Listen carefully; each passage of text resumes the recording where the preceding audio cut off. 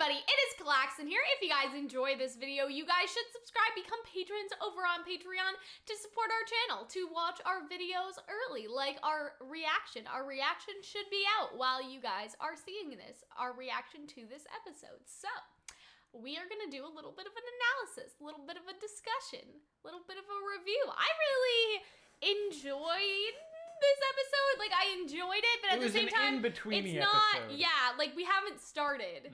Like, we still haven't started yet. Does that make sense? Like, we've started, but I think a lot of people were like, okay, this episode, like last episode, was supposed to be the ending to Volume 6, so let's ignore that.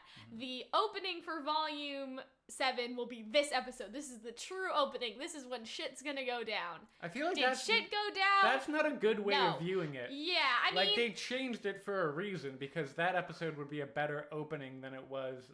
Or it would have been a better finale, and they didn't have the time. I think it's a better opening than it is. I think that with this, it's like, I think people have to remember that every time we've had an opening, there has also been a time skip. And I think not necessarily easier, but I think it's easier to do sort of a blowout type episode where it's like all the shit's happening and it's like bing and boom and boom, like everything's just happening right when it's a time skip. Because you can just time skip into a fight. You can just time skip into, like, sort of like Food Fight. It wasn't a big time skip, but it's like, oh, we passed all the boring stuff. Here we are. But this is literally, like, just a continuation of Volume 6. There is no time skipping. And so I feel like that people aren't exactly going to get the juice that they want until a couple episodes down where they're in the dust mines and they're fighting and all that. I really like this episode exposition-wise and character development. I feel like they have gotten a lot of juice in the first episode, Does that make sense? Though. But, like, I guess, I don't know what people want exactly, but in terms of action, like, maybe they felt like the fight wasn't long enough because of Penny. But I personally, like, in my opinion, I really like the character development that we've gotten in this episode. Yes. Or I guess, like, there are edges to what's happening, and there are softened edges, and we'll talk about that. I'm mostly referring to, like Crow getting the hug, like, that was a softened edge situation, whereas RWBY, it was Ironwood being weirdly affectionate, but okay. Yeah, but you understand what I mean? It's like there are, like, I don't like to say character development because that feels like it belongs to an art. Like, there's been depth given here to everyone a little bit. So, we're gonna get into that. Look at this, guys. Look at everyone's faces. Ren is just like, he has submitted. He is in defeat. Nora's trying to bite her cuffs off. Which does not work. Jean's like, depressed. Fuck you guys. I could have stayed in Mantle or Mistral and Para's mom. Like, I didn't need to come with you fuckers. Like, Jean's just so angry. Like, look at his face. He's so mad. And you know why, because he's like, I can't believe the guy with the fishing pole, like, he's a little not happy at the right? And then Crow's just like, I expected this. This feels more right to me. Meanwhile, Blake is sort of looking at Yang. Yes, concerned. Yang, because Yang is, I don't know if you guys saw, Yang is like, you guys can't see my leg. Yang is like tapping her foot. Not that fast, but she was tapping her foot when she was in the cop car in episode 1. And so there's that, and then Oscar's just like, fuck. Down, like, and then when my aunt finds out that I'm a convict in Atlas prison, like, she's gonna freak out. Because remember, this man runs away from home, does not tell his aunt, and the next thing his aunt sees is his face on the news and that he's an Atlas military prisoner or fugitive or something in Oscar's head. And Weiss is just like, concerned about like, you know, she looks over at them and she looks away and she's like, Then we have Captain Exposition. Yeah, basically. Which I thought I was gonna not like him, but he kind of sort of shoots the moon and becomes a really enjoyable. Yeah, I was like, I don't think I like you because you look like you have the man bun, you have the hipster hair. I don't know about that. Like, you guys have seen the guys, right? Like, with the hipster hair, it's like the 2 strands there and then the 1 strand in the middle and their hair's all in a bun. Like, it's very stereotypical, sort of. But I ended up liking him, like, on the second watch around. So don't let my first reaction fool you of, fuck. I don't think I said that exactly, but you know what I mean? The pole guy took us, I'm like, it was nothing. Like, Jean's just bitter, right? And so Weiss can explain, those were Ironwood's Ace Operatives. Maybe you didn't want to mention that to them before they got into the city, that Ironwood has like a special huntsman team. Like she clearly knows, right? Did he not bring them to... Meanwhile, this guy's you understand what I mean? So he has one strand here, he has one strand there, he has one strand there, and his hair's not in a bun, it is in a ponytail. He's a little disheveled. He's did get picked up by the police. Situation is what I'm trying to say. You guys had a run-in with the Ace Ops? He does not sound like that. Ironwood must really have a bone to pick with you. I thought that was interesting. So there must be like some sort of rumors of Ironwood directly just picking people up and bringing them into the school or something like that.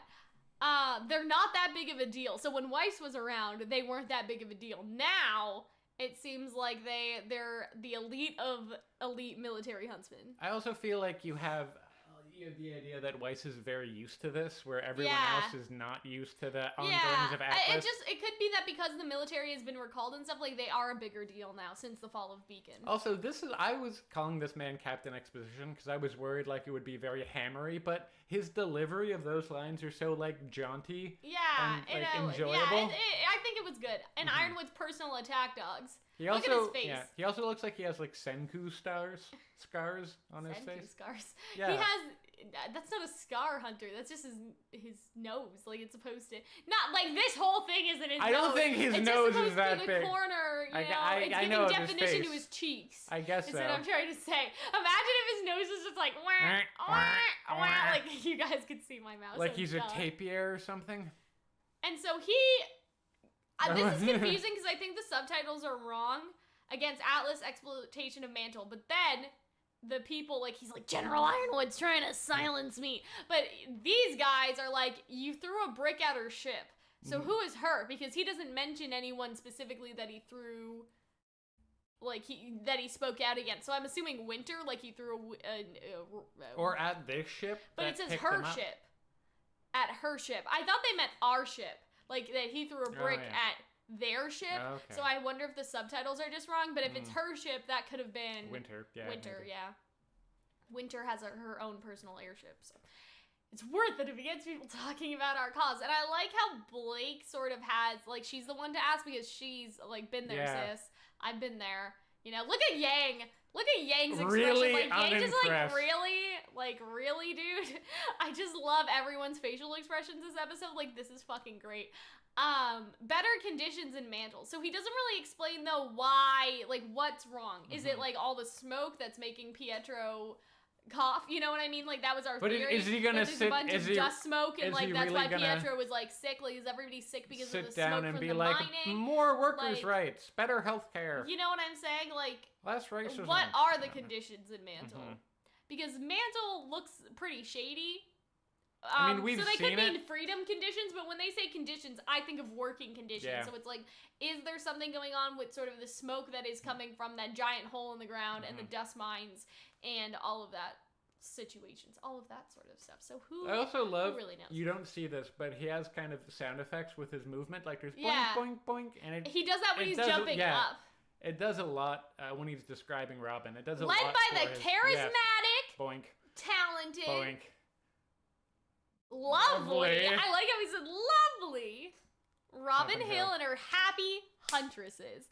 This is confirmation that she is Robin Hood. And we made a video about that last week, that she is Robin Hood. About having, like, merry men, happy huntresses. Happy huntresses. So it's going to be all women? Female. Yeah, I'm guessing. Yeah. Like, I love that, sis. Like, love that for me. All female Atlas team. And Hunter and I, like, thought of something really fucked up. Okay, because this is what he says. Okay. Sorry, he's just bouncing or something. They're putting the window up. They're like, I don't want to hear about this shit. They were all top Atlas Academy graduates who could have signed up for the military, but Robin and the Huntresses chose to stay in Mantle. So here's my sort of thought. There was this propaganda poster, and, like, people thought, like, that was Neon and Flint, even though, like, Neon didn't have the right eye color. Like, they didn't look quite exactly right, and I could have just been like, you know, them being drawn, and we haven't seen them recently, like, who really knows this? Like, if we see them later, maybe they will look like that, but we don't know what year they were in, I don't think, and so, like, Team Coffee was second year, like, we don't know if Beacon goes 3 or 4, but I would say that it could be possible that Flint and Neon were third year, like, when we saw them, if it is only a 3-year type situation. So they could have graduated. What if they graduated, and, like, this is, like, how they got torn apart, right? Because Flint, we can imagine, like, Flint, like, his dad had a dust shop in Mantle. They were drove out of business by the Schnees. He was, like, impoverished. He had to do something. And so for his family, he went to Alice. He basically joined the military. And so that he was signed on. Because you hear that in America a lot, that there are different, like, not necessarily targeting a specific race, even though that's, like, all intersectional. But you hear about people that are, like, in debt. And like, or just poor communities, and like the military recruits them because there's really nowhere for them to go when they want to go to college, and they can't pay for college because America is whack. And so it's sort of one of those things where it's like Flint could have been in that situation because his family ran out of business and he was always going to go in the military, but Neon was like, no, workers' rights, I'm a faunus, they're being mistreated, you know who I'm going to go with? I'm going to go Robin and be a part of her huntresses. And obviously Flint didn't go with her, so it could be like deep lore, like the cracks in their friendship, and they were like separated, and it could be interesting, and all this stuff. And I feel like that would be cool, interesting because Happy Huntresses sort of fits with Neon's thing, and like a lot of people complain, they're like, why was Neon allowed in the school if Atlas is so racist? Which is like, Ironwood, it seems like he's making all the decisions of the council has no input, right? Like, obviously that's a recent thing, but it's also, I don't think that's a plot hole because of that reason I said. Like, obviously, if you're trying to recruit more people into the military, you would go to the people that have no other options. And like, when it comes to Neon, maybe she didn't. Like, it was either this or the dust mines, right? And so now with Robin, it's like, now I don't need to join the military. I'll be a part of Robin and her Happy Huntresses, right? Like, that could have been her sort of backstory. Maybe we'll hear about that someday. We had another idea that potentially Robin and Winter could have been around the same age. Yeah, so they what could if they have were known a each part other. of the same team? So that could have been interesting, right? Because, if we see them like, together interacting. We haven't heard about Winter's team. Like, it would probably be Team Winter, similar to how Ruby is Team Ruby. And guys, Winter is W-I, right? You could have the R at the end. Yes. You could have, like, W-I-T-R if you wanted to, or, like, even, like, N instead of, but there's definitely the W, there's definitely a T, and there's definitely an R. And you know who that could have been? That could have been Robin if Winter got to lead her team. And imagine, like, what if that's why Weiss was so pressed about not being team leader, was because she knew that her sister was team leader when she was in school. Spicy, guys. That is some spicy details. I guarantee you that if Winter had some sort of team situation, because we don't know a lot about we don't even how that like happened. We assume she went to Alice Academy. She didn't just join the military, but she could have just joined the military theoretically and not went to school and been with the team. But it's like if, right, they were all top graduates. That includes Robin. Robin herself was a top graduate. So I would like to propose that Robin and Winter were on the same team. That's going to be interesting later on. And they were girlfriends. No. Well, I mean, it is happy. People are shipping them. You know, they're real happy. Anyways. She's gunning for a seat on the Kingdom's Council, and when she gets it, she's gonna put an end to Ironwood's tyranny. So, we're gonna talk about this later, but there's a very interesting poster in the school, and we will mention it. So we'll recircle to that, but I would like to do some separate videos on some of the stuff we were talking about here. Okay, I like how when he boinks like that, look at his face. This guy is crazy. His name is Forrest, by the way. He's wonderful. Look at their faces. Look at Blake's expression. Desperately not impressed right there. Oh my god. Look at Yang. Like, they're just, look at them. Like, they're just like, fuck this guy. Like, not fuck this guy. They're like Oscar's like, really the Happy Huntresses? Is Weiss that and Oscar look afraid. Yang looks unimpressed. And Weiss is like, don't you think tyranny's a little dramatic? And RWBY looks sleepy. This dude's just like, easy to say for a Schnee Dust Company heiress. Right? Living comfortably up in the cloud. Like, I love how dramatic it is. It goes from, like, the shadows to bright as he leans in. And she's like, and not she anymore, says, asshole. Not anymore, asshole. Yeah, so I just want to look at this, right? Like, this That's not is a terribly bottom. Aerodynamic looking, like... Because this is a big hole. So Alice was literally taken out of this hole and put into the sky. And this is probably, like, a dust mine situation going on right here. So into the clouds we go, and I just wanna, because they really did a good job of putting a cloud here, so we can't see what's going on, right, in this part, but obviously, like, we can see this and stuff. I just wonder if that's the bottom of the vault, like, similar to how, because that would be kind of dumb, just because, like, Mistral's vault was underground because there was ground. This cannot be underground. Like, if the relic is at the bottom right there, like, that would be... too easy. Silly. That would be very silly, because somebody could just, like, spy, like James Bond themselves from the bottom, because, right, like, you understand what I mean? There's a tip here. That so also, you could just laser point, like, the glass, like, take it off, climb in, like, this way, get the relic. That would be a pretty fun, like, heist scene if they need to steal the relic. Yeah, that would be kind of fun. Wow. It's very pretty. It looks a lot bigger when we're actually in close to it. Emerald City. If you guys, like, obviously Beacon was sort of like Wizard of Oz inspired, but this is like Emerald City with these sort of, you guys can see my mouse, right? So like these sort of like very square, but also not like very shiny. Like everything looks like it's a gem, like a rock, like coming out. Right? And nice to know that everyone building in... We aren't exactly sure where Weiss would live, but there is a little house over here on a hill, and we do know that Weiss, when she's up, she is looking at some clouds and stuff, so Weiss could be over here. I feel like Jacques would take the biggest building because he has the biggest ego, and this one looks like the biggest, so I feel like this could be Schneedas' There's also company. behind there, looks like a big-ass, like, structure. Well, I think this is just to protect... Okay. Things like I don't think that's a building, but yeah, you know what I mean. Like I feel Jacques, like Schneedas Company headquarters is probably one of these, but yeah, Weiss's house is probably like over. Where did I say? Or it could be over there somewhere, or it could also be behind, like right? obscured. But like I'm sure that there's nothing atop these mountains unless the Schneedas Company manor is, because like look at this, like there's nothing here. Like this is to protect the city from Grimm, right? Remember they talk about using mountains as a defense, and so I'm pretty sure the whole city would be over here. So Weiss's house, it makes the most sense for it to be on the sort of like edge situation. And plus, what is this over here? Like this looks like a house, right? That just looks like a regular ass houses, but wow, like it is beautiful. It's really pretty. And I like that they also, it seemed like this is its own hill, right? And like, obviously we can't really see because I don't know how to explain this. We're up in the air, so everything seems small. But imagine when they're down on the ground and they're like this and they're looking up at all these buildings. Like this city is huge, guys. Yeah, the city is way larger than it appeared even in the end of I mean, even now it just looks like tiny buildings, but that's why we're like, when we're far away, I hope that they go into the city so you can see, like, you can barely see the sky. It just towers so like high over you.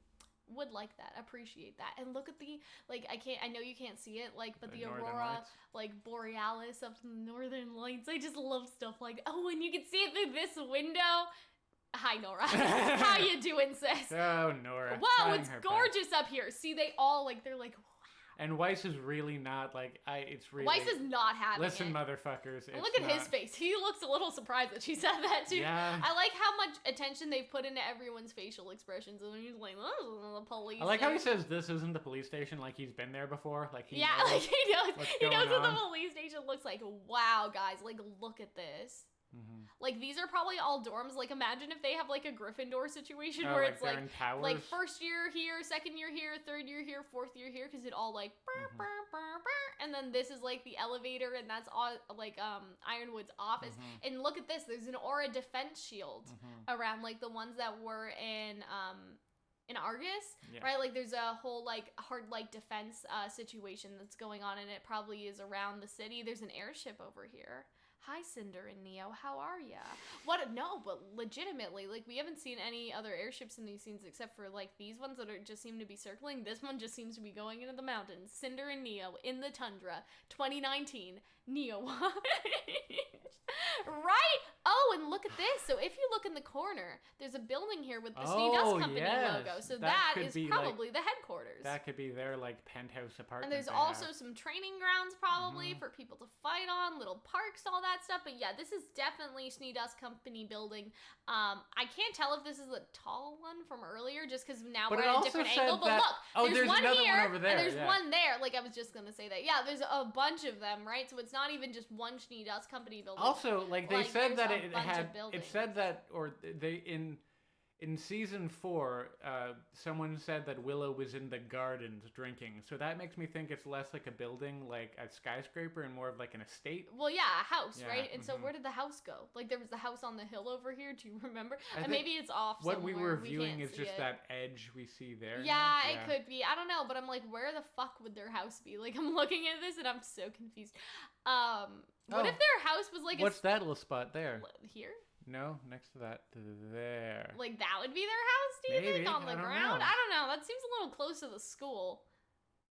I don't know. Maybe how he likes maybe it. Somewhere else. But what if it's all like a simulation? Like, what if they're in a big building and it's just simulated to look like a garden and stimulated to look like Stimulated. Oh god. Simulated. Like, what if it is a big like building? Like, what if it is all inside like one of these apartments? That's kind of sketchy. Look at this over here. That's just the Atlas symbol, though. But yeah, look, because see, like, this looks like Weiss's house. Like, this looks like the outside of Weiss's house, so I'm like, sis, like, where is it? But yeah, imagine if one of these airships is just Cinder and Neo, and we just don't know. Because they're everywhere, right? So, like, how the fuck would we know? And there are other ships here, but I'm just saying this one looks the most rogue. What? Is that a bird? Okay, no, there's a ship over there, too. See, that one's going way in the distance. Neo I feel like you're a little... very pretty sky. So they've been focusing a lot on the skies and on space and all of that. Or you think that's maybe for the flying monkeys later? I think it is, but also Ironwood has like a space boner, but we'll talk about that in a little bit. Wow, look at how pretty this is. But it's so pretty. Like, look at the sky and all the stars. And I'm surprised that they have this many stars, because in areas where there's a lot of urban, you can't really see the stars, but I guess, I don't know, maybe dust doesn't affect the stars the same way our lights do. Or maybe it's just a fantasy show and you're not supposed to think that. Maybe! I don't know. This looks like some sort of garden. You know what I mean? This looks like a little greenhouse. Like, it just seems so nice here in the Atlas School. Anyway, these guys have no faces. That's okay. And so they're seeing the general. For better or for I feel really bad for Forrest. He must be really confused Forrest about is just like, so where am I going exactly? Like, this isn't the prison. Yeah, exactly. There's another Schnee Dust Company building over here. It's like, how many Schnee logos did they just paste on everything? What's over here? Can you see this? No. Is this too far away? It looks like there's a person on this projector right here. It could be a projector. There's just so many things to find. Like, what if that's like an Easter egg, but we just can't tell what it is? But anyway, we have the biggest monitor. If we can't find it, no one can. I'm just saying. And so RWBY, this is interesting because RWBY fucking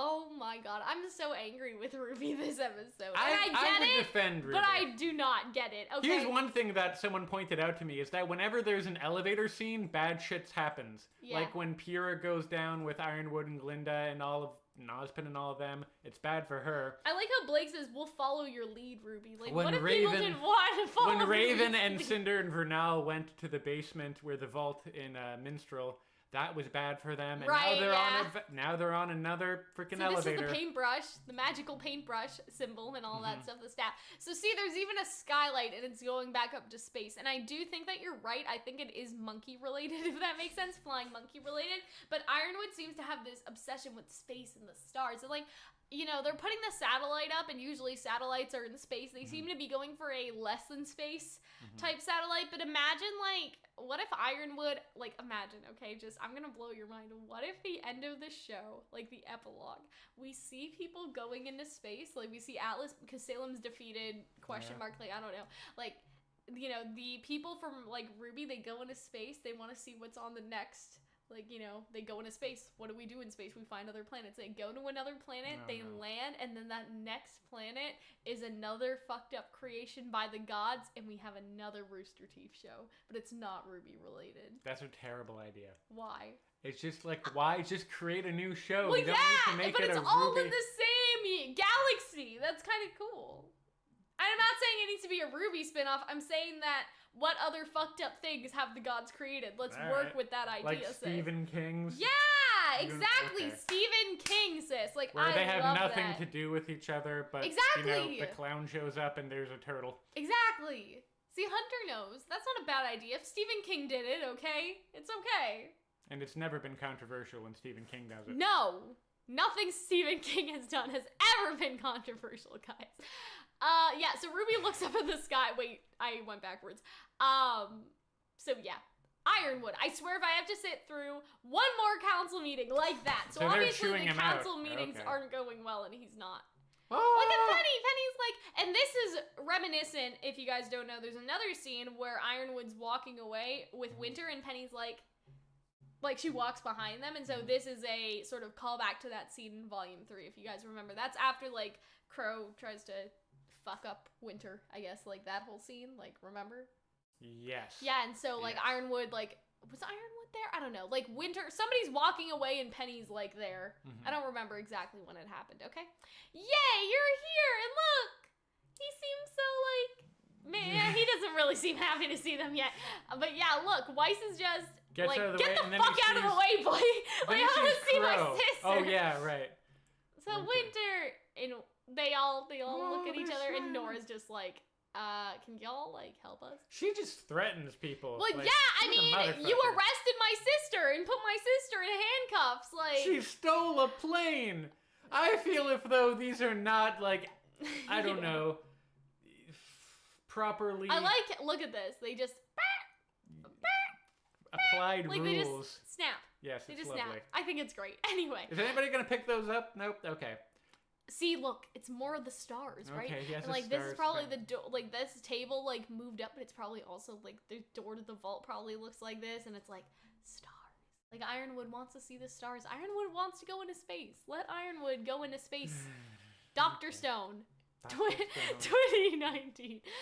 Anyway, look at Winter's new outfit, man. Like she has like a cape going on. She has a little purse.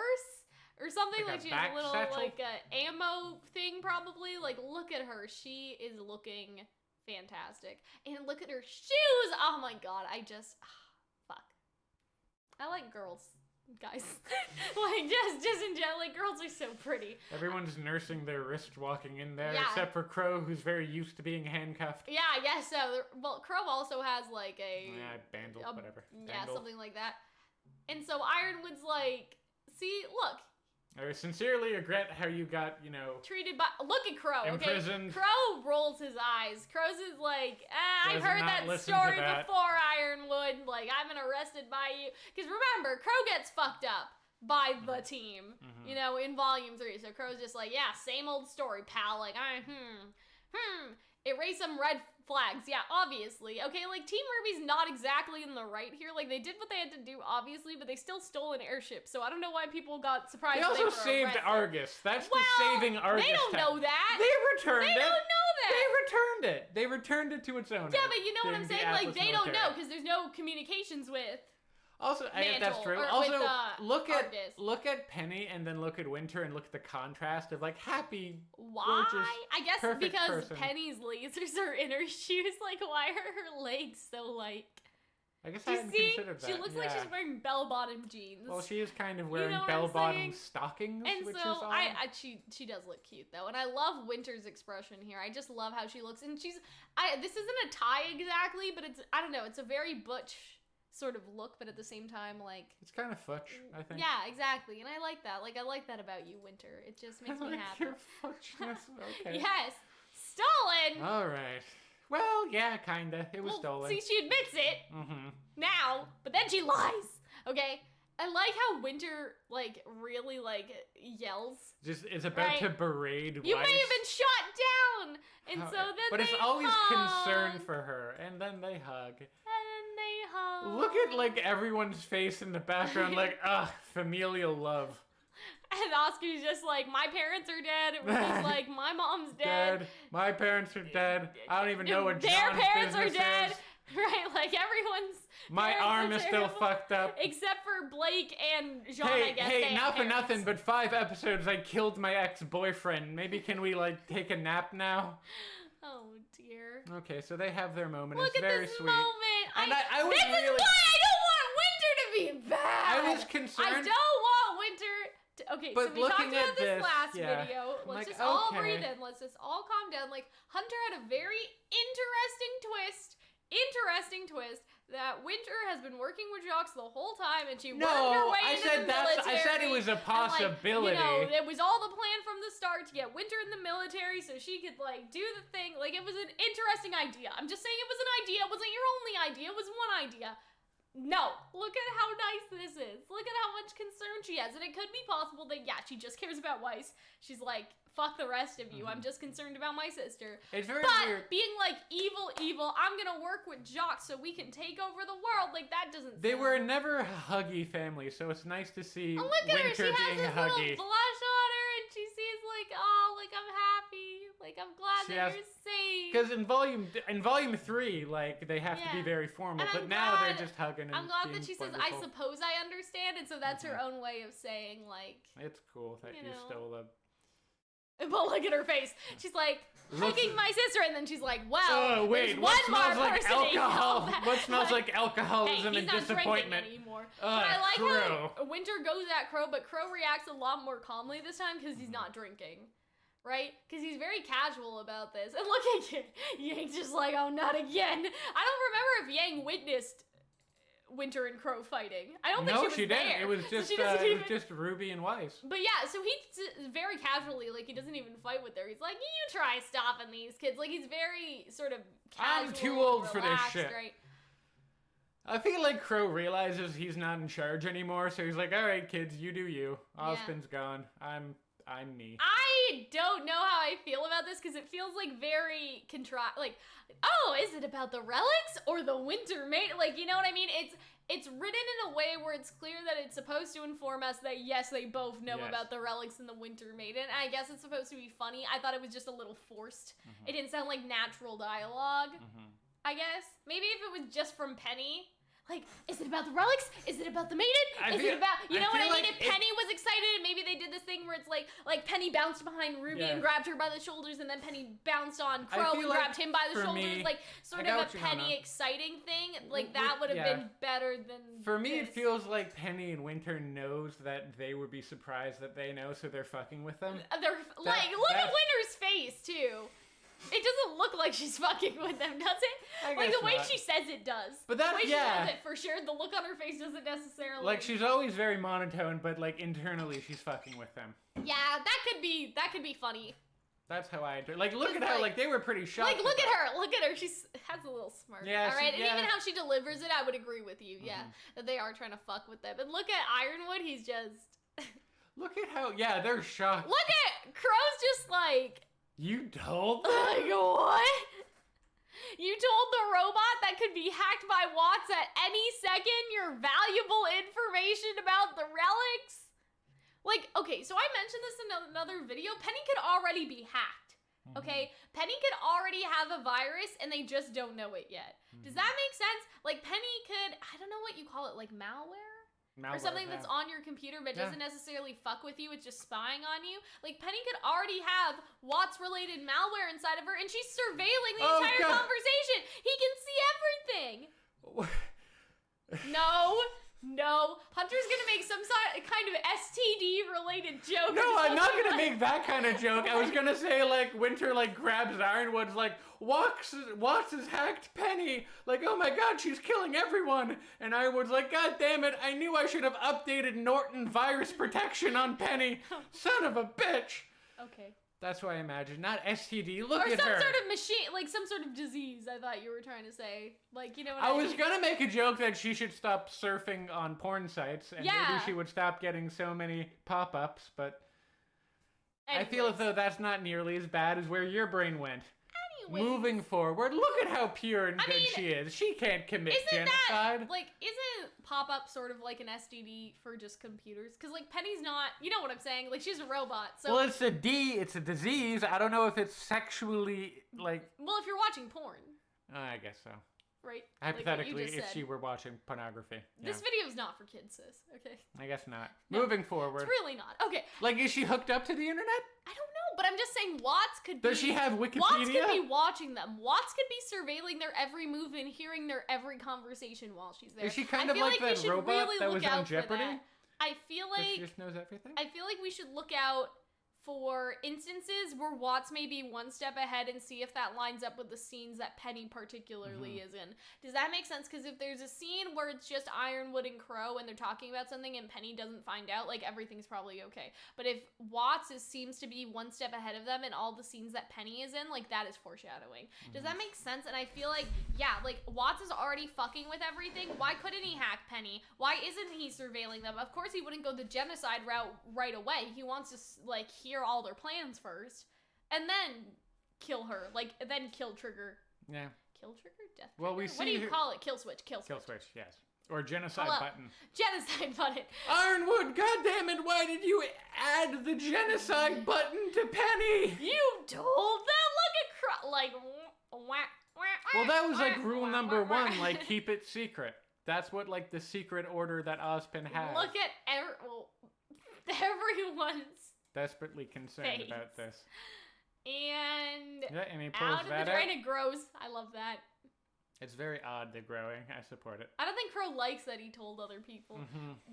With Ozpin, I needed my own people I could trust. I appreciate that, though, Ironwood. Like, I don't think Ironwood's in the wrong for telling other people. He was all alone.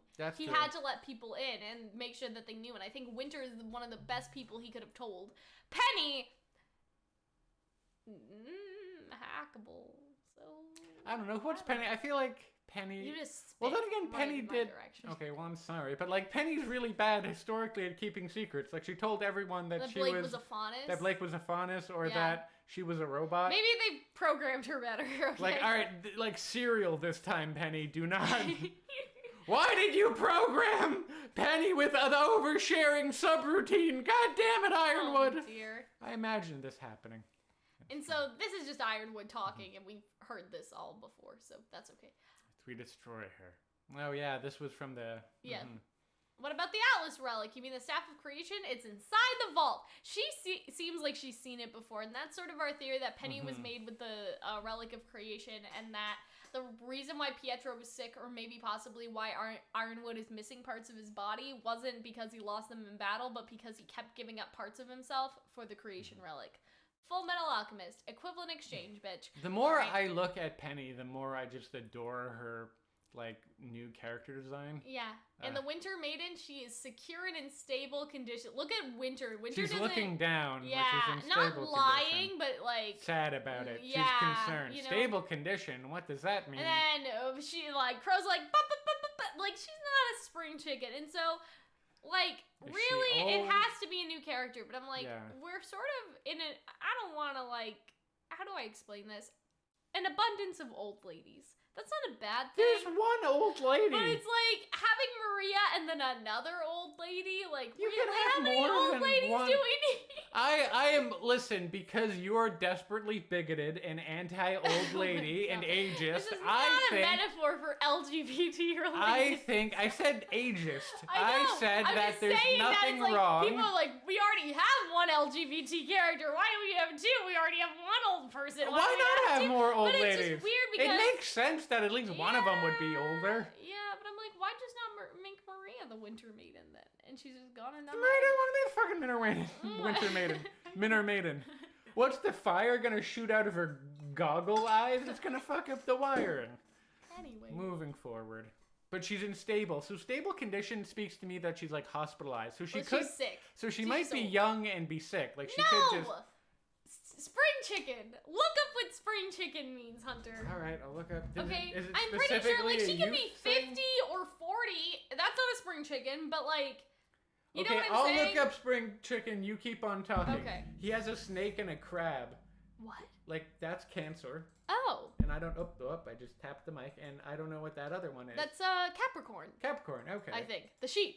Zodiac signs, guys. Okay, hello. But why? Because he likes astrology. He's obsessed with the stars. Like, I really love that about you, Ironwood. Uh-oh. Hello?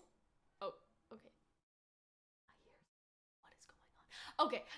So anyway, I know how all this looks. Okay, a young person. Yep.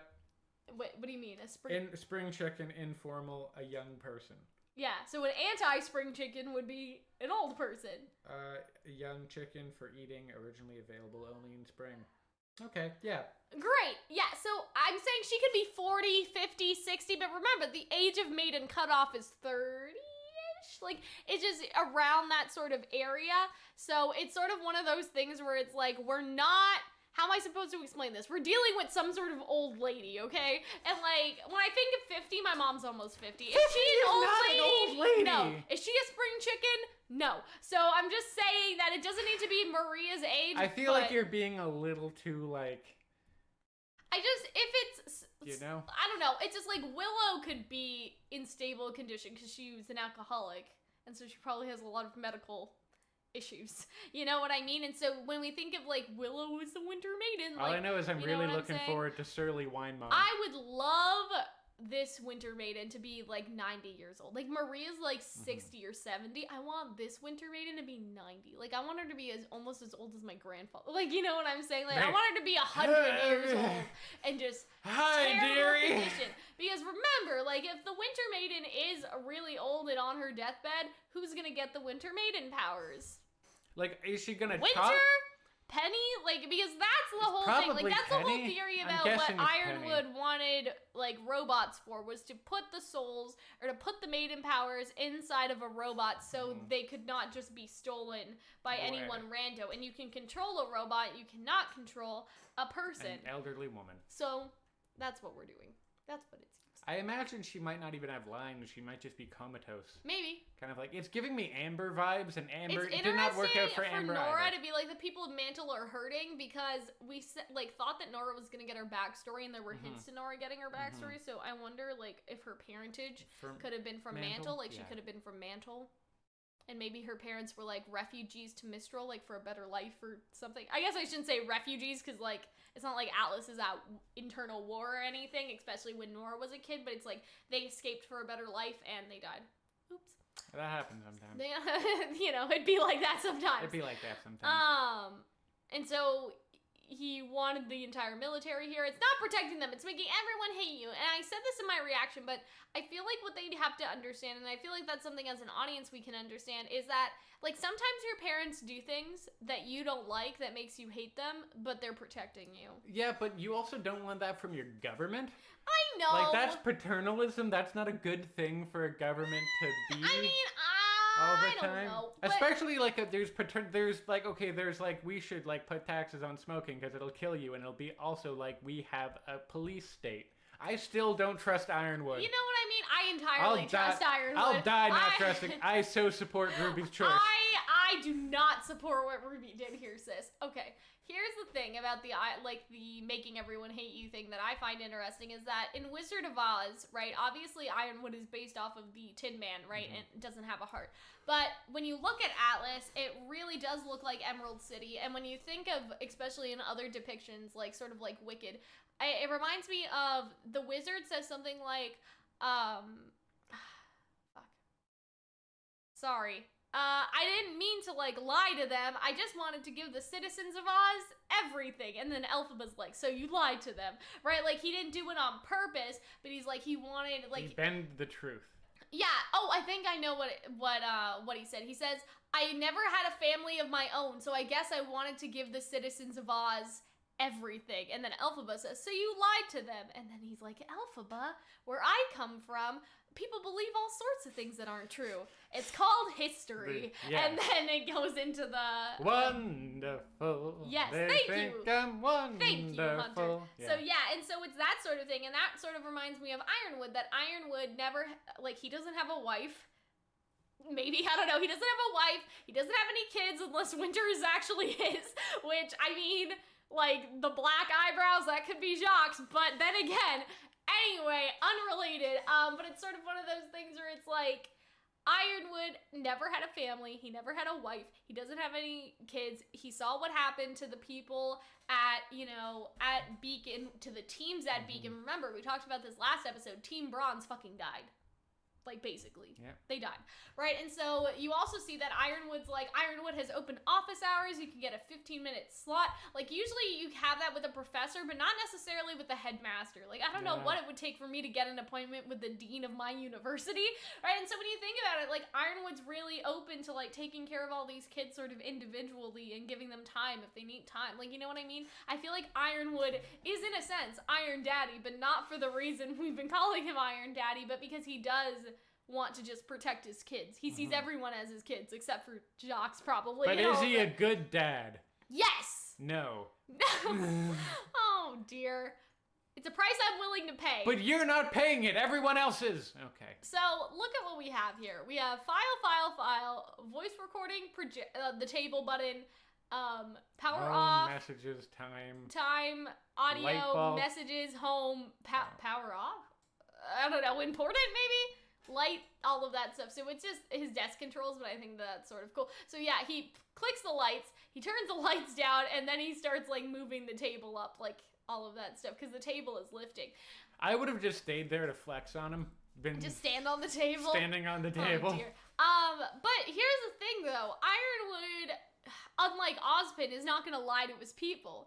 Ironwood so far has been very, like, you know, open with what he plans to do and what he plans to tell everyone. And so I feel like if we're talking about bad dads, like, you know, when your, like, parents, like, lie to protect their children, that's Ozpin. But Ironwood is taking the opposite approach, where the best way to protect people is to tell them the truth. And so I think that's the contrast, actually, is Ironwood being contrasted to Ozpin. And, like, I don't know, maybe I'm just too naive, but I entirely believe Ironwood. Like, when he's saying this, right? I don't know. And so, the new approach, and so, first of all, they want to, and we're just gonna sort of fly by all this, so, they brought the Amity arena back, which explains how they got Penny in her core, because they just dragged this shit back home. And so it'll unite everyone by basically they want to put a satellite on it and like launch it into space. That's basically the idea. Not space, not the upper space. atmosphere. Like the upper atmosphere, because dust cannot go into space. Yes. The space station crashed, as far as we know. That was like, you know, a sort of the satellite. situation. A sort of satellite, if you will. Yeah, a satellite. Right? And so RWBY says, that is great. And then Crow's like, James, you don't need the entire military for this. But I do. For the next part, where I finally tell people about Salem. And everyone's like, We can't see anyone's faces here, and I feel like that's intentional, because you cannot see, like, other than Penny and Winter, you cannot see the look on everyone's face. Although everyone kind of looks at each other like, did he fucking say that? Did he? Is that a good idea? Yeah, and so Crow, being, you know, Sherlock over here, figured it out that that's why. To handle the panic, because panic is inevitable, and I feel like that's true. No matter what you, like, if Salem comes crashing down on the city and people don't know what's happening, causes panic. If everybody knows about Salem, that causes equal panic, right? And so, I think that Ironwood's plan, I think it's a good plan. Is it, though? Yes! Grimm will be everywhere and attacking. And Alice is prepared to fight them. Bitch, are they? Because I don't know. Especially not with Watts about to go apeshit on them. Well, like, they don't know that, though. I think they hacked them before. Trying to hide the truth from the world will eventually kill us all. I feel like that's so important, because this goes against what people thought of Ironwood. People thought Ironwood's gonna be shady and like a tyrant and tyrannical, and there is room for him to still be that, but at the same time, he values the truth. Hiding the truth will eventually kill us all. And what the fuck does RWBY do? She lies to him. Yeah, and so why, like, what I can't fathom is that there's casualties here. You know what I'm saying? If RWBY does not tell Ironwood that Salem cannot be killed, and he tells the world, and they are ready for battle, and they go into battle, they are all going to be lambs to the slaughter, RWBY. So why is no one telling Ironwood that Salem can't die? So here's my defense of Ironwood. Of Ironwood? Here's my defense of RWBY and what she says to Ironwood. We aren't there yet. Well, you jumped there anyways. I know, but I'm saying that it's all a connection. All right. Right? I don't know, man. I just feel like they're not going to be able to stop like, those. Oh, by the way. He's overly confident in his ability. So this is when the first lying happens. And you gotta see, like, look at how happy he is. Yeah. Look at how happy he is to see Ozpin. So he's not trying to be sketchy and like, oh, Ozpin's not here. I better be king of the world. I have the impression. Look at him. He's so happy and he's on his knees. He's just like, I am your loyal, This is how you properly talk to a short person. You get on your knees, you stare at them eye like you say, hello, short person. No! But like, look at how happy Ironwood is! I get the impression that Ironwood likes Ozpin and Crow more than Crow and Ozpin like Ironwood. Maybe. Like, he's like the stick-around friend that after he leaves, everyone's normal. Like, how does he know that that's not normal? Maybe he's been remember, told? There was the one before Ozpin, and then Ozpin was the youngest headmaster ever. So Ironwood would have known the previous Ozpin. Like, Ironwood would have known two more. Yeah, he would. He's not that old. He's younger than Ozpin is. But it wasn't like, oh, there's the king and then there's new Ozpin. Remember, Ozpin was the youngest headmaster to start running Beacon, right? He wasn't the first. Yeah. There were other before him. So I'm saying the one before him died, and then he was the new one. Yeah. And he was the headmaster. And so Ironwood would know in his youth if they were all young. I have a feeling that weird? Ironwood's younger than Ozpin is. Yeah, I know, but I'm saying that Ozpin's like body, his old body. Yeah. Would have been around like this sort of age. So Ironwood would have seen the old headmaster Beacon and the new one be in power, even if Ironwood was like a kid. So we know, like, that's not normal. He knows that that's why it's not normal, because he interacted with the last one. Wouldn't that imply that he's older than Ozpin if he was around for, or about the same age as Ozpin? That doesn't seem right. He seems younger than Ozpin. No, he doesn't. Does he? At least a little bit. Ozpin had great hair, but Ozpin wasn't old, like, you know? I feel like Ozpin was older. At least that's the impression I got. Also, he was the youngest headmaster, though. Yeah, I'm aware of that. So but, he like, had to be young that could also 10 be like years ago, 25 or, you know, or whatever. I don't know. Still. But he's also could have been the he knows for some reason that it's not normal. I feel like he could have just been told that by Ozpin. Either way, I'm just saying, like, it would have been more interesting if Ironwood has been around for at least 3 iterations. Like the one that died, the new one, and now Oscar.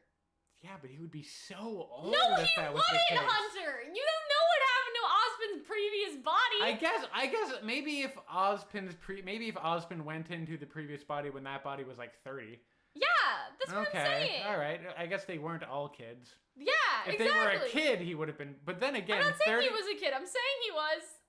Okay. Yeah, maybe, exactly. Maybe. Come on, Hunter. This isn't. And so. I still think that's stretching the age difference. We don't know. Like, and then like they're like, "Why the fuck are you interrupting me, kid?" Like, well, listen, she's group leader. We she has to talk and stick now. There's a spider web right here. We were in a train crash, and then, well, he's gone. Like, they didn't even, like, and so this is when Ruby starts lying, and she makes eye contact with Oscar, and Oscar's just like, I feel like she's just withholding information. That's a up worse until news, yeah, that but point. no, she lied. Oh, she lies, but right now she's just withholding information. But she can go back later and be like, by the way, Ironwood, remember when we told you? There was actually more to that. Like, it wasn't like just the train crash. It was the argument that happened during the train crash. Or after. Right? Or, well, yeah. And, like, look at their faces. They don't seem very happy that she did that. Well, no, did you learn anything about the relics before? It's this and look at Crow, like they're all looking at her. He told us the lamp can answer 3 questions. No. But all the questions were already used up. That's when they start looking at each other. Well, they were doing that before, but at the same time they're just like, and like you can tell she's lying by the way she looks away. Right? And so I wonder if Ironwood knows that she's being deceitful, because like Ironwood's the general of the military, okay? He's probably interrogated some people. All right, he probably knows when people are lying, so I wonder if he already knows that, and but he's that just could be okay live, with them not or trusting. that could just be like him interpreting RWBY as being like, oh, god damn it, like, we messed up. Well... It's kind of useless. Because here's the thing. It's not a lie, because Ozpin did tell them that, but she's not telling them that, well, Ozpin told us this, but we actually found out this. Like, she doesn't finish, and I feel like... I don't know. I feel like RWBY shouldn't have done this because, again, with the Salem situation, if they're going against Salem, he needs to know that they can't kill her. Here's my defense of RWBY. But I don't think there is any defense. Here's my defense of RWBY's action. Because people will die. People would be dying either way. No, they're not going to die either way. They're only going to die if Ironwood recall. Like, what if he didn't recall his military because he's like, oh, wait, Salem can't be killed. We better get our scientists on that, and he waits. Right? Like, RWBY is putting people's lives at stake just because she doesn't want to tell him. Like, they could have just told him that one thing. They could have still been, well, Ozpin was gone after the train crash. We don't know anything about the relics, but, like, we found out that Salem can't be killed, actually. Here's my defense of RWBY, why she would, in that moment, why she would not trust Ironwood. Why? Because she was betrayed by Ozpin. She was betrayed by Lionheart. She was kind of betrayed by Crow in a lot of ways, that he was useless during the thing. She's just feeling a little not trusting of authority figures right now. So maybe she break says... the cycle! Trust him! So maybe she tells him later on, but she's holding back, especially everything that she's heard from him being they don't need to be like, tyrannical. So Ironwood. They're the gods, and Salem and Ozpin used to fuck. Like, she doesn't need to tell him all that. Just tell him that Salem can't be killed to avoid the slaughter of innocent people. And maybe she will do it later. Like, maybe they will do it later. But the thing is, he has this plan in motion now. He seems to want to get started now. You know what I'm saying? And so it's like... And obviously they're gonna discuss this and talk about it. It's just that it's understandable to people calling him a tyrannical and him making strange decisions. Also, Ozpin told us that too, right? So Ozpin said the same thing to him once upon a time. So you wonder if he knows or not. Yeah, and so I feel like, I don't know, I feel like if Ironwood can rub his 2 brain cells together, he can figure out that RWBY's lying, but he's like, okay, RWBY's not telling me the whole truth, but I'm gonna put it aside. I'm gonna show her in good faith that I trust her and that she can come to me and tell me anything, right? I feel like that's what he's trying to do, and it's not doing that in a manipulative way, but he's trying to be like, okay, clearly Ruby's lying, she's withholding something. But it's also fair to, like, Ruby being like, maybe doesn't like his plans of telling everyone about Salem. Yeah, but if she didn't like his plans, the way to get him to stop his plans would be like, hey, Salem can't be killed, so maybe we shouldn't do this. But you also wonder how he would react to that information. I don't know.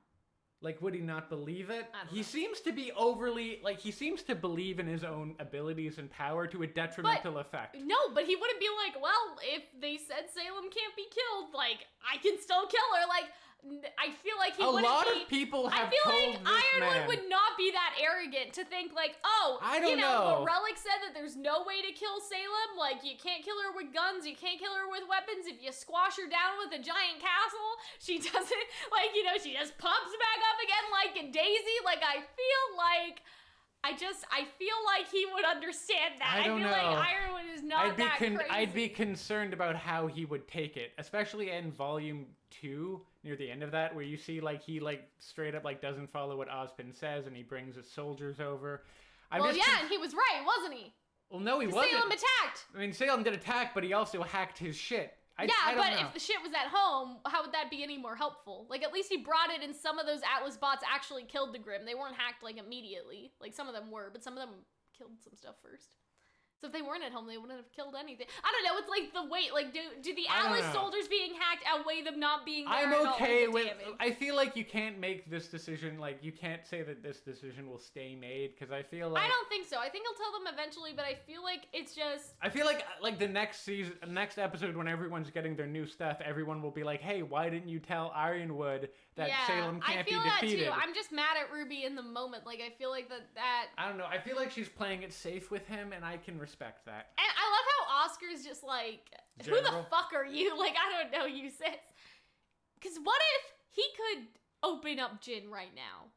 Okay? Jin, yeah, there's still one more thing for Jin. He doesn't know Jin's name, and I think you need that to open up the relic. But he doesn't know how to open... Right, but I'm just saying that, like, if he found out somehow, I don't know how he would, but if he finds out how to unlock the relic, and Jin is just like, oh yeah, well, you have 2 questions, and one more question left. How many did they have left? Anyway, one more question you have one more question. And he's like, 1 more? I thought they were all taken up already. Not asking a question, just saying it. And Jin's just like, oh, well, I guess, like, Team RWBY didn't tell you. And I don't know if he would ask the same thing, because if I were Ironwood, I would strategically ask the last question, because Ozpin asks, how can I kill Salem?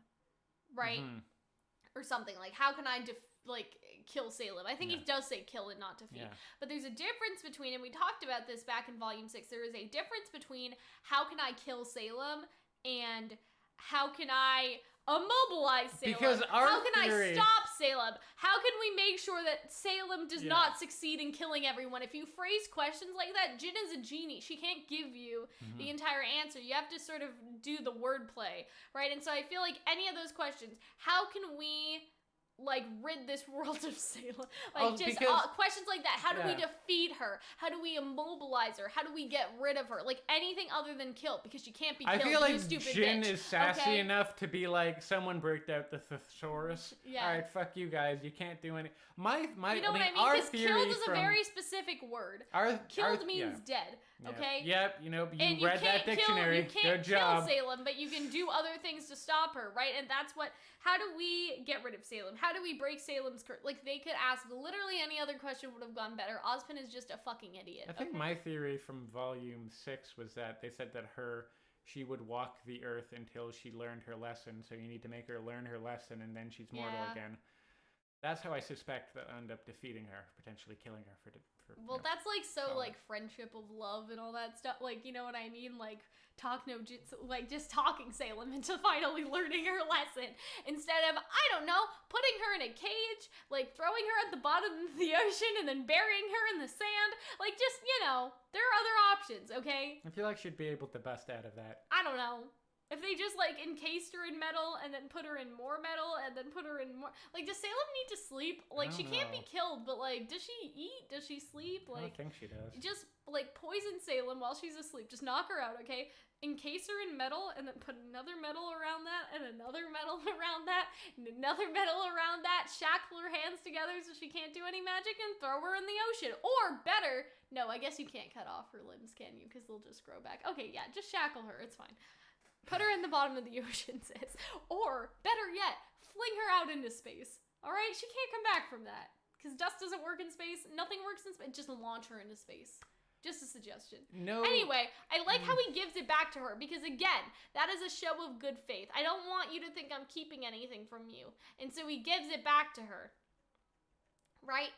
And so that's a show of good faith. And I feel like later, if Ironwood does know that Ruby's lying, because really, Ruby is not that good of a liar. Like, she looked in the corner and she looked back at the, you know. But then again, she's giving Ironwood information, the same information that Ozpin gave him. Yeah, so, but Ironwood has always just sort of disagreed with Ozpin. He disagrees with Ozpin right now. And so it's sort of like, I feel like he knows, I feel like somebody smart, maybe even Winter, would know that something is up here and that the whole truth is not being told, especially Winter, who is his right hand, probably has interrogated people, like I said. And so it's sort of one of those things where it's like, you know what, I'll give Ruby back the relic, I'll try to make her see that she can trust me, and then one of them will eventually crack, because there's 8 of them, and 8 people cannot keep those types of secrets. So one Lord of them will knows eventually they don't look like they're using their poker faces right now. Yeah, exactly. Everyone like, looks look, shocked. Blake and especially in that last and one. Yang and all that stuff, right? And so it's one of those things.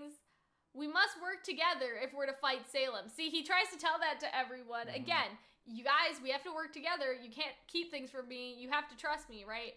Now, if you're all on board, again, I feel like the wording's super important, right? And so getting the Amity Tower ready to launch won't be easy. And so there is some stuff that they need to do first, but I'm still saying, like, I don't know. I still think that Ironwood is trying to be like, guys, you can trust me. Let me show you that you can trust me. Please fucking tell me the information you're clearly not telling me. This is hilarious. Because Ironwood is really surveilling everyone, and he took this video of Blake's broken weapon. And look how, like, embarrassed Blake is, and look at Yang looking at her. This is a cute little, like, Bumblebee. This was shared a lot.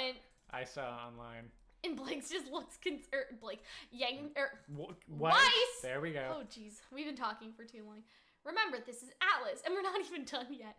While assisting the military, so they get new stuff. We knew that already. They go in here. So that was the second time I got banned. Then there was the third time when, and I'm not sure who's talking there, but I think it's this guy, or maybe the other one. Or like, Clove? I can't tell. It may be Clover. What are you doing? I'm looking up the thing for the screen that they're gonna walk by just soon. Oh, okay.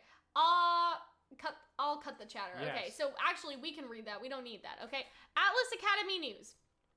Administration bathrooms under repair, and then it's the first one's literally all about because someone like decimated it, which I think is interesting. What does that mean? They destroyed it. Like they fucked the washroom up. They fucked up the bathroom real bad. Is that it? Okay. Real bad. I want to zoom in. Like even more. I have them right here. Anyway, monthly all hands meeting next Monday. And so we will be hosting Penny Polendina as Employee of the Month for all her hard work, going above and beyond in her responsibilities. We will be showing the result of the first action, which we have no idea what that is. That's not how that word looks. The first Atlas fed Atlas? No, it looks more like Atlas. It seems like FXT Atlas. Like, it seems like a it looks I don't like think that's first Atlas. # for Atlas. Yeah. F4 Atlas? Yeah, maybe. I don't know. What's that? Anyways, it is James Ironwood's office hours. And so that's why I wanted to read it ourselves, because you have no idea if that's all entirely correct, that we can see the text. Please reach out to Stephanie Santiago for more details. Election watch party. Come join and watch the results of Robin Hill versus Jacques Schnee. So we were right that she is going to face Jacques. I did think it was a little weird that, again, that newspaper just said, like, business tycoon instead of Jacques fucking Schnee. So it looks like we're not going to see... fucking Schnee! It looks like we're not going to see, like, what's-his-face from Volume 4 again. Marigold? No, Hunter wanted it to be Marigold. No, okay, like, we got that. So high five for us. Okay, we got something else. Lots of people got that. Like, lots of people thought it was going to be You're over-congratulating for something that was meant to be obvious, I imagine. Anyway, maybe. I don't know and how also, obvious there's it was meant the to culture crew! Don't know what that's about. So, yeah, they're all here. I don't know what else to say. Like, there's some good guys. We haven't seen them in a fight yet. I think that this is hilarious because if you guys don't know, they're all like 6 feet tall and she's just giant. She's 6'5". Yeah, and so I appreciate that. She's the one who doesn't wear shoes. Don't know how I feel about that yet. She's got like big Scorpia energy that she's like big and tall and strong and can squish you. I think her design isn't too interesting. Like it's just like black hair. You know what I'm saying? I guess it's her height that's supposed to. I guess compared to the other one, but she also has like the interesting things about her, i.e., being massive, buff, I really and like this sort of like spinny, like the White Rose shippers are going crazy somewhere. I really like Hair's design. So she's the hair. Think about how interesting everyone else looks, and even like Clover has sort of these very bright eyes, if that makes sense. And so I kind of feel bad for her that they did not. Like, her eyes are brown, her hair is black, but she is tall, so I guess that's okay. She's buff and she's shoeless. I like our tsundere over here, like, we're all the same team now. Not that I'm happy about it. Like, he tries to, you know, hide very the tsundere. Wagging tail. Look at her, okay? She's looking down at the tail and looks back up. And so... Isn't looking at his tail like staring at his ass? Can you guys not be a little bit more... You can also look at like Blake being like, oh, motherfucker, a dog. Oh, dear. Well, he's a wolf, okay? Wolves aren't dogs. So it's probably fine. This guy looks like he's practicing some ancient Atlas... This guy looks like the Avatar. Like, what is happening, okay? Because he has this symbol, this symbol, this... Like, he looks like he's practicing some sort of religion. He has this sort of sash around him, the necklaces, like... Well, they all have some pop of red. You know what I'm saying? So, I don't know, like, I don't know what's up with him. He still looks like Data. I don't know if there's some, like, Atlas cult that he's a part of, but anyway. I do like them. Yes, I like the design. I like Clover. I think he's not as much of an asshole as before. He reminds me of Mario again. But one of them's definitely a bad guy. I don't know. And if I had to peg on anyone, like I guess this guy looks evil. I don't. I mean, he might be evil, but the one I trust the most is big and buff and huggy. Okay, I know, but I'm saying like we had this theory that one of them, like they were all students of Watts. Yeah. And like the Ace Ops used to be like sort of, you know how Port was always with Team Coffee? It would be sort of the same thing. And so they were all like, well, damn, our teacher was guilty. Awkward when that happens. But one of them's like, no, I'll find the truth. I know Watts was innocent. And so we were trying to figure out which one that could be. But like, look at them. They all seem so nice. And this guy looks maniacal in the background, okay? If anyone's evil, he's like, you know what I'm saying? Like, he's like, he's not doing this exactly, but like... I mean, I think he's just being himself. Maybe. I don't trust Clove, though. Hair, I trust with my entire being. As do I trust Wolf. Look at him, though. He's just so evil looking. He says not everything's like, he's like trying to be like, hey man, chill out. Yeah, but like, just, I don't know. There's just something about it where it's like, and look at his eyes and like his... He looks like an elf from Skyrim. I will give you that, but beyond that... And then Penny is here. And so this scene was weirdly animated, but we'll get to that. I just want us to all... And Hunter and I were screaming. If you guys haven't seen our reaction, again, up for patrons, we were like, hug! Hug!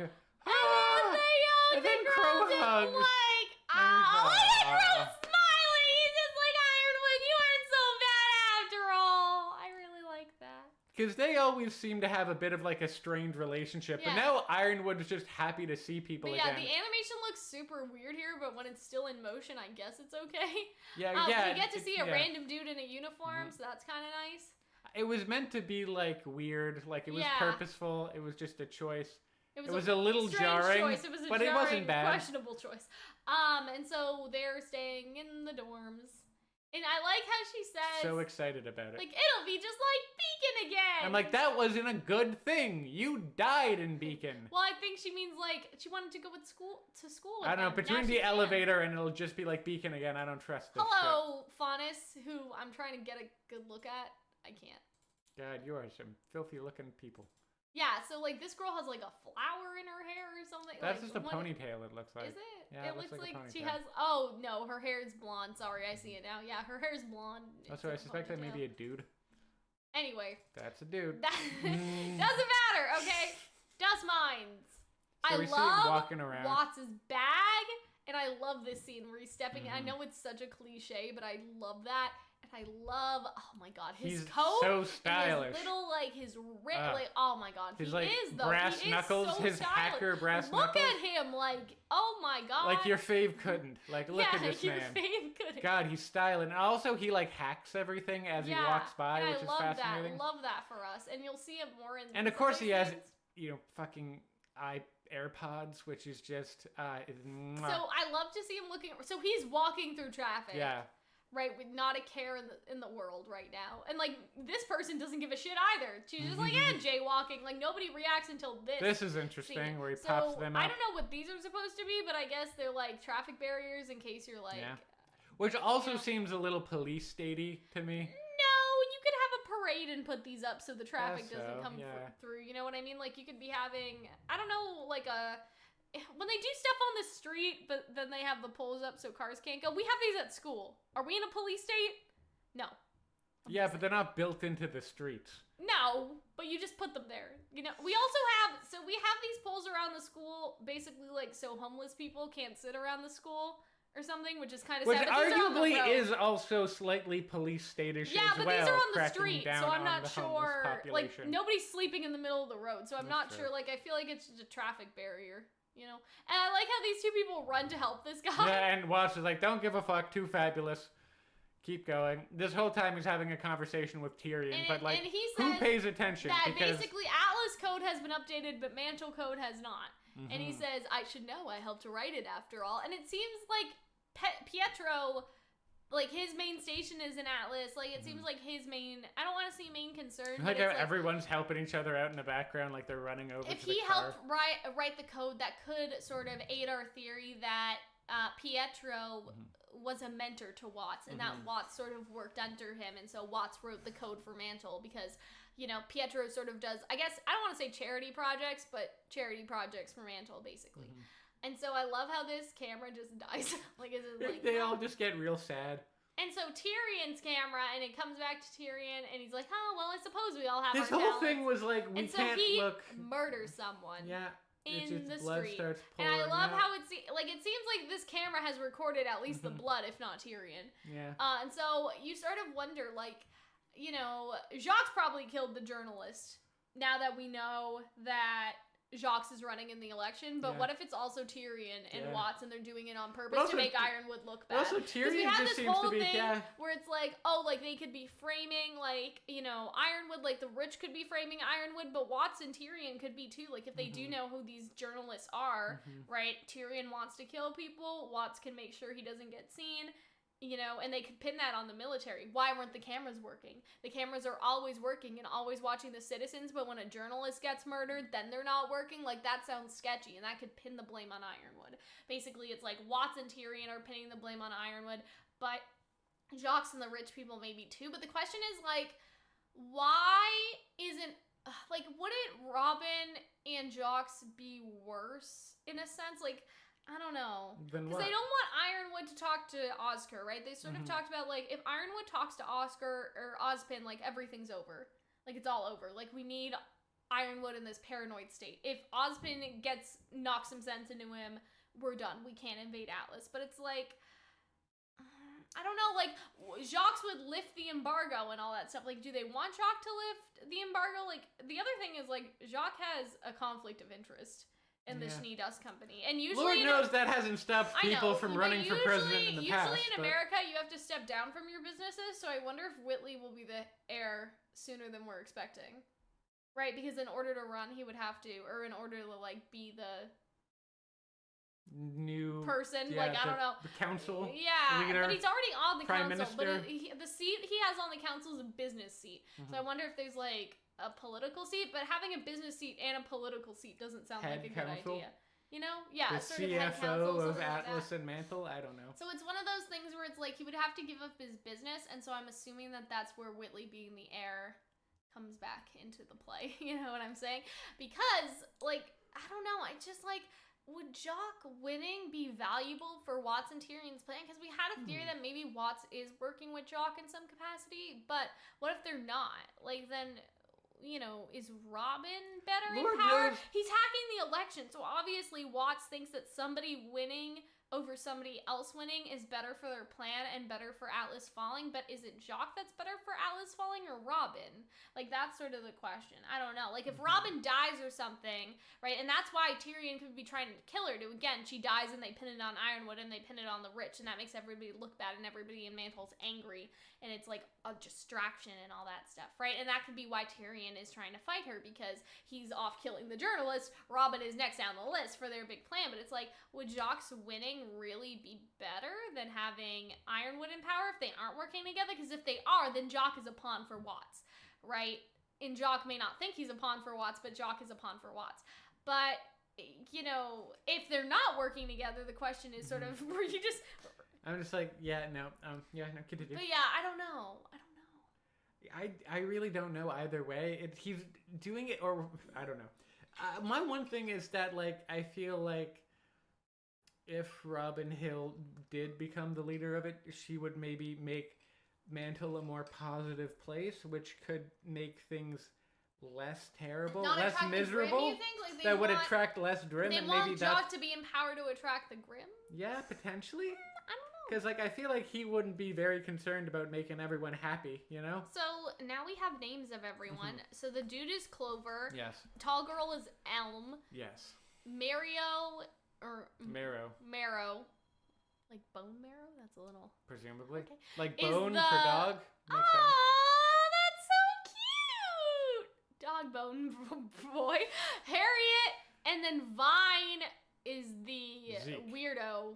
Which I don't know what his thing is. Stuff. Does he do it for the vine? I don't know. Because, I mean, you thought that one of them could be the sun and the moon. He looks very much like the moon. I thought Harriet... Well, she's the hair. Well, she's the hair, so maybe. But yeah, Vine I don't want to make a video about the Ace Ops until we figure out what all their inspirations are. But it's like there are so many fucking Ace Ops tales. Like at least we secured one more of them. Yeah, and so now you see their height. So he's 6'3". Which 6'5".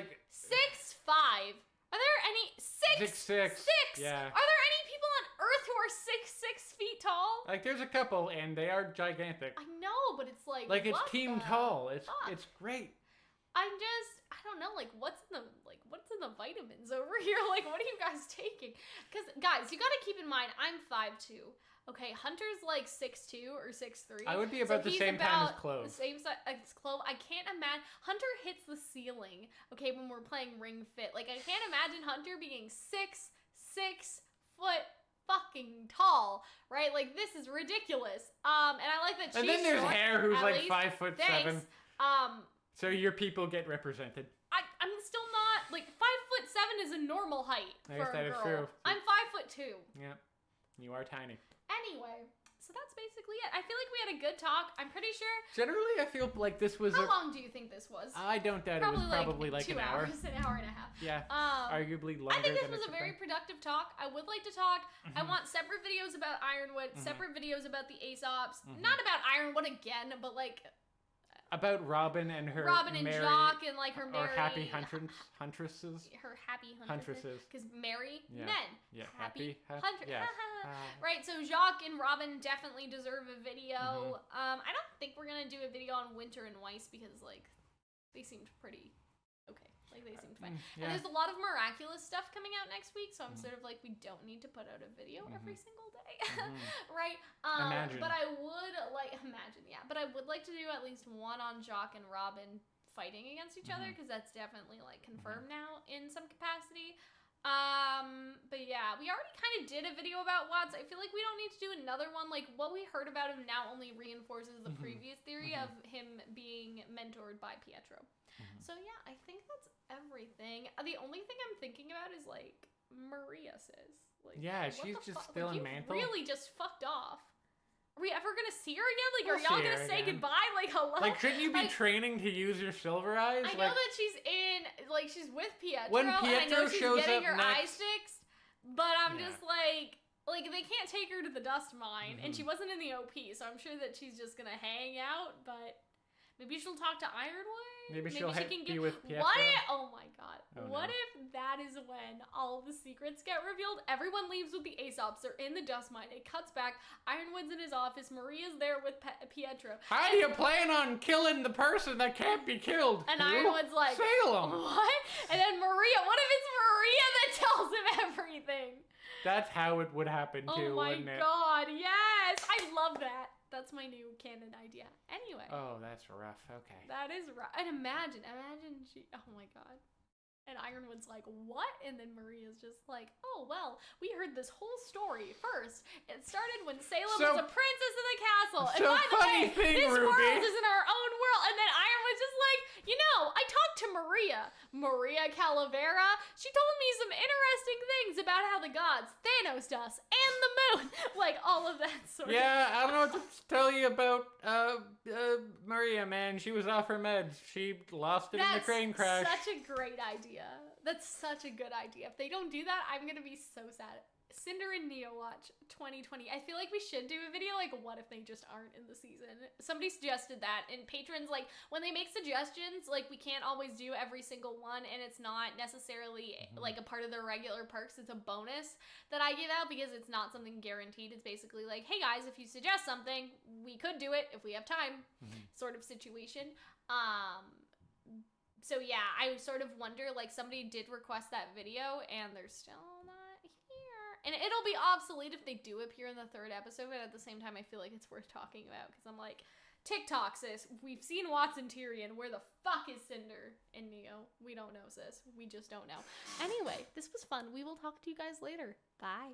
Thank you to all the patrons over on Patreon who support our channel. Their names will be showcased now.